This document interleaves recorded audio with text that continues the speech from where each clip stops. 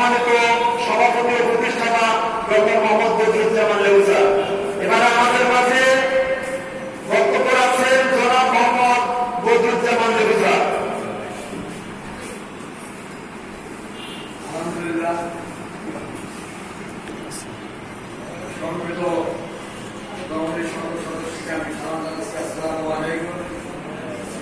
আমি খুবই খুশি যে আমরা দ্বিতীয়বারের মতো এই একটা মাহফিলের আয়োজন করতে পারছি দমন বাংলাদেশের পক্ষ থেকে, এবং এতে আপনাদের যে সহযোগিতা আন্তরিকতা, সেজন্য আমি আপনাদের সকলকে ধন্যবাদ জানাচ্ছি। দমন বাংলাদেশ একটা হলো সুরমুক্ত, সম্পূর্ণ সুরমুক্ত স্বেচ্ছাসেবী সংগঠন। এটা আমাদের স্লোগান হলো নিজেকে বদলাও, দেশ বদলে যাও। আমাদের প্রতিশ্রুতি আমরা দুর্নীতিমুক্ত নাগরিক তৈরি করব, এবং আমাদের তিনটা উদ্দেশ্য।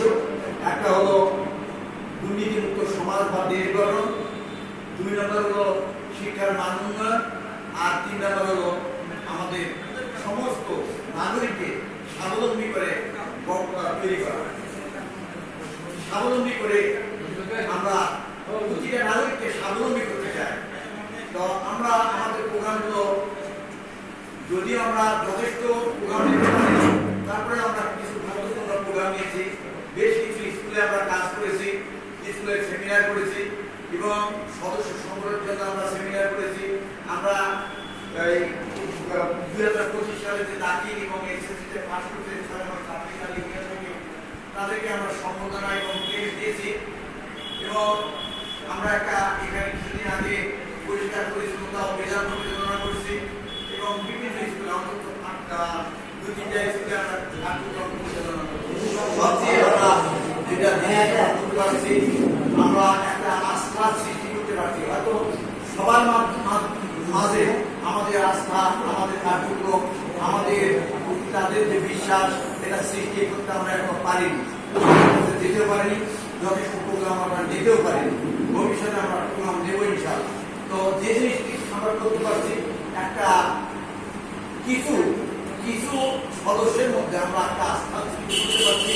তারা নিজেকে বদলানোর চেষ্টা করতেছে, তারা দেশকে স্বাবলম্বী করার জন্য চেষ্টা করতেছে। এবং আমরা ইতিমধ্যেই কিন্তু সবচেয়ে যে বড় একটা আমাদের আস্থার জায়গা, সেটা সঞ্চয় আমরা কিছু নিতে পারছি, এবং 50,000-এর উপরে টাকা আমরা সঞ্চয় করতে পারছি।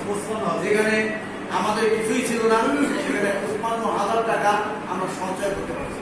এই 55,000 টাকা কিন্তু যারা সঞ্চয় দিচ্ছে তাদেরই টাকা, এবং তারাই পাবে। আমরা একদম অত্যন্ত স্বচ্ছতার সাথে এই জিনিসটা করতেছি, এবং আমরা একটা যে স্বাবলম্বী করতে চাচ্ছি, সেই স্বাবলম্বী করার প্রথম যেটা ব্যবসা, সেটা কিন্তু ব্যবসা আমরা শুরু করছি। এবং ইতিমধ্যে আমরা 3টা ছাগল ক্রয় করছি, এবং 2জনকে আমরা দেওয়া হয়েছে। একজন 2টা নিচ্ছে, আর একজন 1টা নিচ্ছে।